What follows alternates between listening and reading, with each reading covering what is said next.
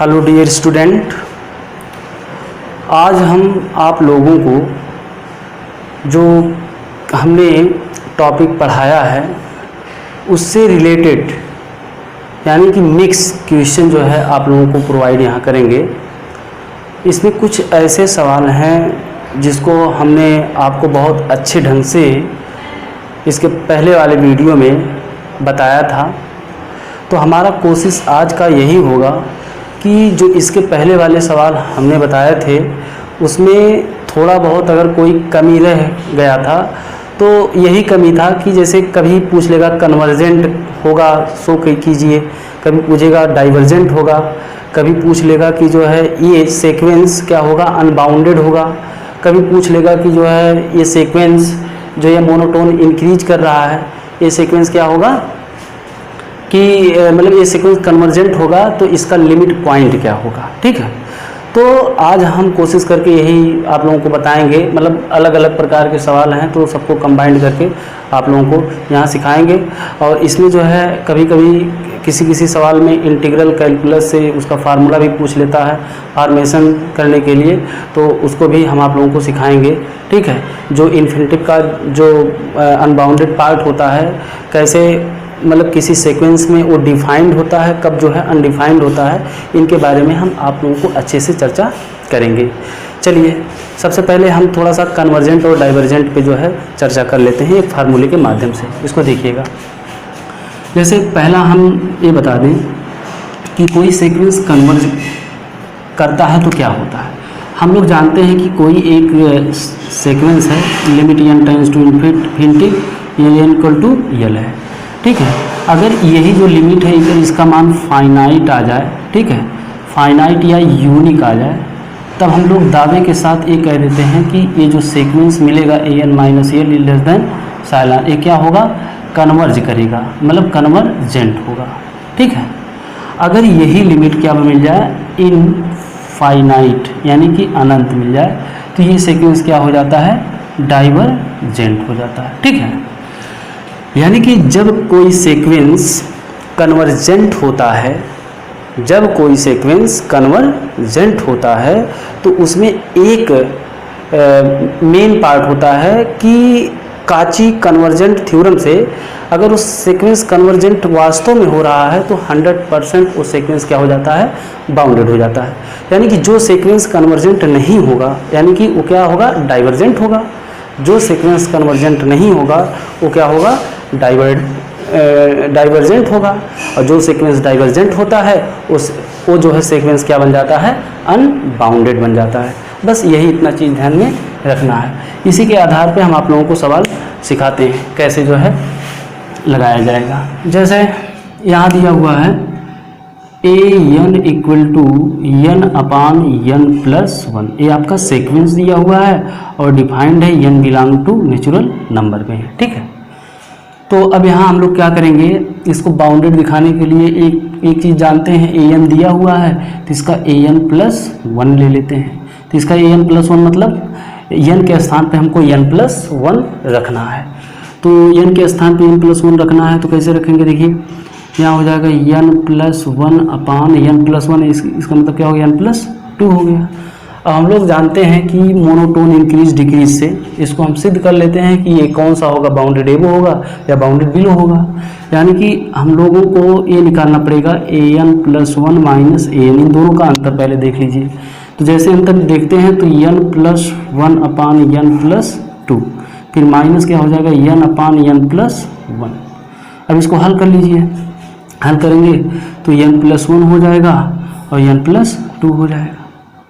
तो यहाँ से करेंगे तो n प्लस 1 का होल स्क्वायर माइनस तो n स्क्वायर माइनस क्या हो गया 2n हो गया। ध्यान से देखते रहेंगे तो पूरा समझ में आएगा। तो इस प्रकार इसको जब हम तोड़ेंगे तो n square plus 1 plus 2n यानी कि a प्लस b के होल स्क्वायर से इसको हम तोड़ रहे हैं, minus n square minus 2n हो गया। अब देखिए 2n से 2n कैंसिल हो गया, n से n स्क्वायर भी कैंसिल हो जाएगा, अपान n प्लस 1 हो गया और n प्लस 2 हो गया। ठीक है, तो यहाँ क्या मिल गया लास्टली मिल गया 1 अपान n प्लस 1 फिर n प्लस 2, ये चीज़ मिल गया। अब यहाँ हम लोग ये देख रहे हैं कि 1 अपान समथिंग करके आया है, इसका मतलब ये हुआ कि हमको 0 पे देखना होता है। तो यानी कि ये जो है 0 से क्या आएगा, बड़ा आएगा ना भाई। अगर n बराबर 1 रखते हैं तो 1 बटा समथिंग आएगा, इसका मतलब जो भी आएगा तो वो 0 से क्या आएगा, बड़ा मान आएगा। तो इसका मतलब 0 से बड़ा आने का मतलब ये हुआ, तो एक कंडीशन इस सेटिस्फाई कर जाता है, n + 1 - an is greater than क्या हो जाएगा, 0 हो जाएगा। जब इसका मान 0 से बड़ा है तो यही मान तो ये है, तो इसलिए ये भी क्या हो जाएगा, 0 से बड़ा हो गया। तो जब 0 से बड़ा हो गया तो n + 1 इज ग्रेटर देन क्या हो गया, an। तो for all n belong to natural number n। इस प्रकार हम कह सकते हैं कि ये क्या कर रहा है, सीक्वेंस मोनोटोन इंक्रीज कर रहा है। यानी कि हम कह सकते हैं ये जो सीक्वेंस है, सीक्वेंस an इज मोनोटोनिकली क्या करेगा, इंक्रीज करेगा। जब ये मोनोटोन इंक्रीज कर गया तो हम दावे के साथ यहाँ ये भी कह सकते हैं कि इसके पास क्या होगा, बाउंडेड एबो होगा। जो इंक्रीज करेगा बाउंडेड एबो होगा। तो ये सीक्वेंस क्या होगा, मतलब द सीक्वेंस हैज़ बाउंडेड एबो। जब इसके पास बाउंडेड एबो हो गया तो वही कह रहा है कि ये बाउंडेड होगा कि नहीं होगा। तो भाई every monotonically increasing and bounded above sequence is convergent होता है and it converges to its supremum. मतलब वो कन्वर्ज होता है मोनोटोन कन्वर्जेंट थ्योरम से है, ठीक है। जब मोनोटोन कन्वर्जेंट थ्योरम से एक कन्वर्ज कर गया तो इसका मतलब कन्वर्जेंट हो गया। जब जो सीक्वेंस कन्वर्जेंट होता है वो सीक्वेंस क्या होता है, बाउंडेड भी होता है। इसलिए हम इस थ्योरी से भी कह सकते हैं कि ये सीक्वेंस बाउंडेड हो जाएगा। तो बाय मोनोटोन कन्वर्जेंट थ्योरम, ठीक है, hence the sequence is bounded. यहाँ लिखेंगे by monotone convergent theorem sequence an is क्या हो गया, बाउंडेड। अब इसका लिमिट पॉइंट निकालना है, तो लिमिट पॉइंट निकालने के लिए या तो सेट से निकालिए या तो डायरेक्ट इसी पे लिमिट रख दीजिए। इसका मान क्या आ जाएगा, 0 हो जाएगा। अगर लिमिट पॉइंट निकालने के लिए कहें तो सीधे सीधे यहाँ इसका मान क्या हो जाएगा, 0 हो जाएगा। देखिए limit n tends to infinity n upon n + 1 हो गया, ये n है। यानी कि limit n tends to infinity an का मान ये है तो इस पर रख दिया, तो n से n ऊपर नीचे कॉमन ले लेंगे तो limit n tends to infinity क्या हो जाएगा, 1 अपान 1 + 1 अपान n, ठीक है। n टेंड्स टू इन्फिनिटी में रखेंगे, इसका मान 0 हो जाएगा। तो 1 अपान 1 इक्वल टू क्या हो गया, 1 हो गया। यानी कि इसका लिमिट क्या हो गया, 1 हो गया। अब इसके बाद दूसरा सवाल जो है आप लोग अपने हिसाब से लगाइए। ये मोनोटोन बाउंडेड बिलो सिद्ध करने के लिए कहा है, तो जैसे हम यहाँ बताए हैं पहले वाले सवाल को, दूसरा वाला सवाल उसी हिसाब से आप लोग कर लीजिएगा। चलिए अब हम चलते हैं कि क्वेश्चन नंबर 3 पे।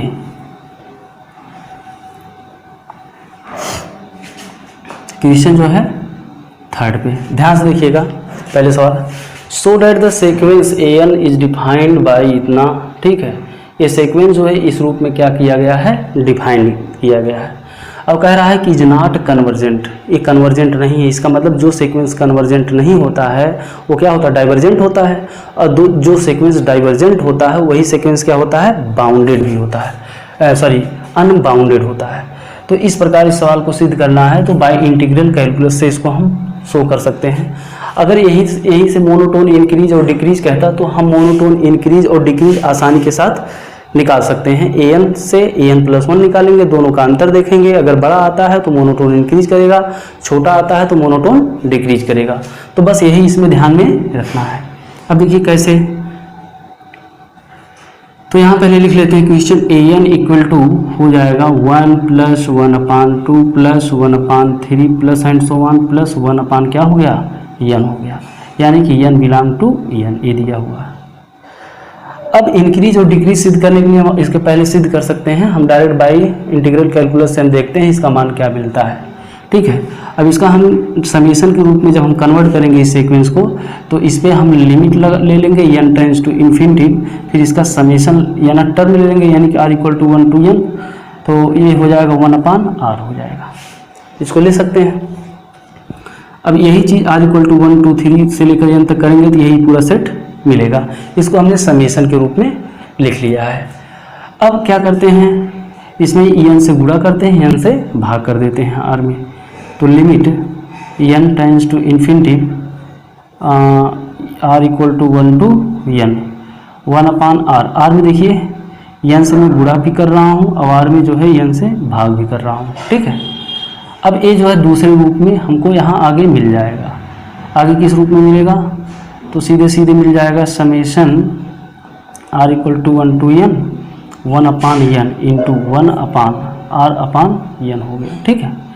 अब जो ये डिफिनीशन बन रहा है, यही लिमिट यहाँ जो है लिमिट लगा लीजिएगा, limit n tends to infinity, limit जरूर यहाँ लगा लीजिएगा n टेंस टू इन्फिनिटी। अब जो limit n tends to infinity और समेशन, ये लिमिट और समेशन जब इंटीग्रल मतलब r/n के रूप में है, एक कैलकुलस के रूप में हम इसको बदल सकते हैं। यानी कि हम कह सकते हैं बाई इंटीग्रल कैलकुलस क्या होता है, ये जो समेशन और ये लिमिट होता है सीधे सीधे इंटीग्रल में चेंज हो जाता है। देखिए ये इंटीग्रल में चेंज हो जाता है।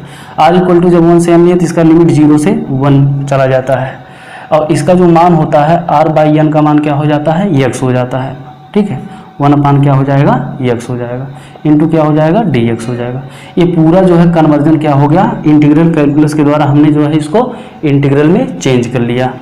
देखिए इंटीग्रल में कैसे चेंज करते हैं, इसका भी एक फार्मूलेशन भी होता है, ठीक है। ये जब इंटीग्रल कैलकुलस आगे डिफरेंशियल इक्वेशन आप लोग सेकंड पेपर पढ़ेंगे तो वहाँ आपको अच्छे से समझाया जाएगा। तो अब ये हल करना जानते हैं, एक इसका फार्मूला है log x का, तो यानी कि ये क्या हो गया log x। अब इस पर लिमिट लगा लीजिए, 0 to 1 हो गया। अब इसको सॉल्व कर लीजिए तो log क्या हो गया, log 1 माइनस log 0, ठीक है। अब log 1 का मान क्या होता है, इनफाइनाइट होता है, और माइनस log 0 का मान क्या होता है, log 0 का मान क्या हो जाएगा, 1 हो जाएगा। अब देखिए अनंत में इनफिनाइट में कुछ जोड़िए या घटाइए, उसका मान क्या आएगा, हमेशा इनफाइनाइट आएगा। इसका मतलब जो an का मान है ये क्या आ रहा है, इनफाइनाइट, जो कि क्या है, इनफाइनाइट वैल्यू मिल रहा है। जब किसी सीक्वेंस का वैल्यू इनफाइनाइट मिलता है, उसका लिमिट इनफाइनाइट मिल जाता है, तो वो सीक्वेंस क्या होता है, डाइवर्जेंट होता है। तब हम कह सकते हैं the sequence an is divergent. और जो डाइवर्जेंट होता है वो क्या होता है, इज नॉट कन्वर्जेंट, उसी को हम चाहे कह दें नॉट कन्वर्जेंट, और इसी को हम कह सकते हैं ये क्या है, नॉट कन्वर्जेंट। हमको विश्वास है कि इक्वेशन जो है आप लोग समझ चुके होंगे। तो एक क्वेश्चन इसी के जैसा जो है यहाँ दिया हुआ है 5वां, तो इसको जो है हम आप लोगों को चौथा हम अभी तुरंत बता रहे हैं, और इसके बाद 5वां क्वेश्चन आप लोग घर से करिएगा। तो चौथा क्वेश्चन देखिएगा, तो इसको नोट डाउन करते रहेंगे आप। चलिए अगला क्वेश्चन है कि सो डेट द सीक्वेंस है xn where xn equal to इतना दिया हुआ है, इज मोनोटोन इंक्रीज। ये क्या कह रहा है कि ये मोनोटोन इंक्रीज कर रहा है और कन्वर्जेंट होगा। तो मोनोटोन इंक्रीज आप लोग सिद्ध कर लीजिएगा, बस केवल हम कन्वर्जेंट और डाइवर्जेंट का जो सीक्वेंस बनता है मैं आप लोगों को यहाँ समझाऊंगा, कन्वर्जेंट और डाइवर्जेंट। देखिए यहाँ xn बराबर सीक्वेंस दिया हुआ है 1/n + 1 + 1/n + 2 + 1/n + 3 + and so on + 1/n + n, और n belong to natural number n दिया हुआ, ठीक है। अब इसको सबसे पहले देखिए n है, तो यही लास्ट वाला n चेंज हो रहा है, तो इसको हम समेशन में कन्वर्ट कर लेते हैं। आप लोग जो है मोनोटोन, इसमें जो इंक्रीजिंग वाला पार्ट है, मोनोटोन इंक्रीजिंग वाला पार्ट है, इसको क्या करिएगा, इसमें सिद्ध कर लीजिएगा। क्योंकि xn जैसे आप लोग यहाँ xn निकालेंगे तो उसी का एक ज़्यादा निकाल लीजिएगा, यानी कि n के स्थान पे n + 1 कर लीजिएगा, फिर दोनों को अंतर कर लीजिएगा। जैसे दोनों का अंतर करेंगे, अगर उसका मान ग्रेटर देन 0 आता है तो वो क्या करेगा, इंक्रीज करेगा। अगर उसका मान ग्रेटर देन 0 नहीं आता है तो क्या करेगा, डिक्रीज करेगा। तो वही चीज़ है। तो यहाँ हम सीधे सीधे कन्वर्जेंट वाला फार्मूला यहाँ बताने जा रहे हैं, कैसे कन्वर्जेंट हम सिद्ध करेंगे। तो इसको हमने सबसे पहले समेशन में कन्वर्ट कर रहे हैं। समेशन में कन्वर्ट करेंगे तो r = 1 to n ले जाएंगे, तो लास्टली हमको क्या मिल जाएगा, 1/xn = summation r = 1 to n 1/n + r, ये चीज़ है। 1/n प्लस आर, इसको हमने किस प्रकार कन्वर्ट किया, 1/n प्लस आर के रूप में यहाँ कन्वर्ट करें, क्योंकि आर जो है 1 से n तक टेंड किया, जैसे इसको हम एक्सपेंड करेंगे तो यही मान जो है निकल के सामने आएगा। तो इसको हम क्या करेंगे, summation r equal to n to n। अब इसको लिमिट, मतलब इस सीक्वेंस का अगर हम लिमिट निकाल लें, इसका अगर लिमिट फाइनाइट वैल्यू आता है तब तो हम कह सकते हैं कि ये सीक्वेंस क्या होगा, कन्वर्जेंट होगा। अगर फाइनाइट वैल्यू नहीं आता तो ये सीक्वेंस क्या हो जाएगा, डाइवर्जेंट हो जाएगा। तो इन पे हम लिमिट निकालते हैं, तो limit n tends to infinity x n। तो जब लिमिट यहाँ लगाएं तो लिमिट यहाँ भी लगाएंगे, तो यहाँ हो जाएगा, sorry, limit n tends to infinity summation r equal to 1 to n 1/n plus r. ठीक है, अब इस पे इसके आगे हम देखिए यहाँ लिखते हैं 1 इतना हुआ, तो यहाँ से n कॉमन ले लेते हैं, तो limit n tends to infinity summation r equal to 1 to n। जैसे 1/n यहाँ कॉमन लेंगे तो क्या हो जाएगा, 1/1 प्लस r बाई n हो जाएगा। ठीक है, अब हम लोग जानते हैं r बाई n का होता है x होता है, r by n equal to क्या यहाँ हो जाता है, x हो जाता है, और ये दोनों मान जो है किस पे चेंज हो जाता है, इंटीग्रल पे। तो यहाँ हम लिखेंगे using integral calculus, integral calculus, integral calculus का यहाँ प्रयोग कर लेंगे तो सीधे सीधे ये इंटीग्रल पे चेंज हो जाएगा, 0 to 1 हो जाएगा, और 1/n और r/n ये सब कुछ चेंज हो गया, तो 1/1 प्लस क्या आ गया x इंटू क्या हो जाएगा, यहाँ dx हो जाएगा। यहाँ से dx निकाल लीजिएगा, फिर इसके बाद लिमिट भी देख लीजिएगा, क्योंकि समेशन 1 to n है तो इसका लिमिट हमेशा 0 to 1 हो जाता है, इंटीग्रल कैलकुलस से लिया गया है। अब इसके बाद इसका फार्मूला क्या हो जाएगा, log 1 प्लस x हो जाएगा। अब यहाँ हम 0 to 1 लगा देते हैं। ठीक है, इसके बाद फिर जो इनडिफिनिट इंटीग्रल की लिमिट से, डिफिनिट इंटीग्रल की डिफिनीशन से जो होता है तो उसके अनुसार जो है हम लिमिट को यहाँ रखते हैं, तो log क्या हो जाएगा, 1 प्लस 1 माइनस log 1 प्लस 0। अब हम लोग यहाँ ये देख रहे हैं ये log 2 हो रहा है। ठीक है, log 1, यहाँ जब 1 रखेंगे तो 1 प्लस 1 हो जाएगा, तो log 2 माइनस, अब जब यहाँ क्या रखेंगे, -0 रखेंगे तो क्या हो जाएगा, log 1 हो गया। ठीक है, तो इसको हम देखेंगे log 2 माइनस log 1, तो ये सीधे 2/1 हो जाएगा, या हम इसको सीधे लिख सकते हैं log 2। log 2 का मान 0 नहीं होता है, ये हमेशा क्या होता है, 0 से बड़ा होता है। ठीक है, यानी कि ये हमको जो वैल्यू मिल रहा है ये फाइनाइट वैल्यू मिल रहा है। ठीक है, फाइनाइट वैल्यू मिलने की वजह से हमने बताया था कि कोई सीक्वेंस कन्वर्जेंट तभी होता है यदि उसका लिमिट फाइनाइट वैल्यू मिले। अगर इनफाइनाइट वैल्यू मिलता तो सीक्वेंस क्या हो जाता है, डाइवर्जेंट, जैसा कि इसके पहले वाले सवाल में हमने आपको अच्छे से बताया। तो अब कह सकते हैं कि जो सीक्वेंस एक्सियन है यहाँ हमने लिया है, एक्सियन क्या हो गया, x n is convergent, x1 is convergent हो गया। तो इस प्रकार जो है ये सवाल प्रूफ हुआ। अब देखिए मैं थोड़ा सा इसमें बता दे रहा हूँ आपको कैसे करना है। 5वां है question, prove that the sequence action whose inner term is defined दिया हुआ है। ठीक है, तो इसमें कैसे करेंगे, सबसे पहले conversion and find also it's limit. तो लिमिट को आसानी के साथ यहाँ फाइंड कर सकते हैं। इसका लिमिट जो है क्या आएगा, इसका लिमिट 0 ही आएगा। आप लोग बहुत आसानी के साथ इसको देख सकते हैं, क्योंकि इसी का जो है एक पार्ट मैंने यहाँ माइनस वाला दिया हुआ, प्लस वाला पार्ट मैंने इसके पहले वाले लेक्चर में आप लोगों को बताया है। तो क्या करेंगे, इसमें एक्सएन दिया हुआ है, एक्सएन प्लस 1 निकाल लीजिएगा। फिर जैसे एक्सएन दिया हुआ है, पहले एक्सएन दिया हुआ तो इसका हम रेशनलाइजेशन कर लेंगे, परमेयीकरण कर लेंगे। ठीक है, इसके प्लस वाले चिन्ह से ऊपर नीचे परमेयीकरण कर लीजिएगा। करने के बाद उसका कुछ मान आएगा, फिर उसी जो मान आएगा उसका एक्सएन प्लस 1 निकाल लीजिएगा। फिर दोनों का अंतर करिएगा, फिर देखेंगे वहाँ एक्सएन प्लस 1 क्या होगा, एक्सएन से बड़ा जो है एक्सएन प्लस 1 आएगा। तो कन्फर्म हो जाएगा कि ये मोनोटोन क्या करेगा, इंक्रीज करेगा। जैसे मोनोटोन इंक्रीज करेगा तो दावे के साथ कह सकते हैं कि जो सीक्वेंस मोनोटोन इंक्रीज करता है वो क्या होता है, बाउंडेड एबो होता है। और बाउंडेड एबो जो है वो इंक्रीज करते ही वो कन्वर्जेंट हो जाता है, और जैसे कन्वर्जेंट होता है तो वो अपने सुप्रीमम को अटेन कर लेता है।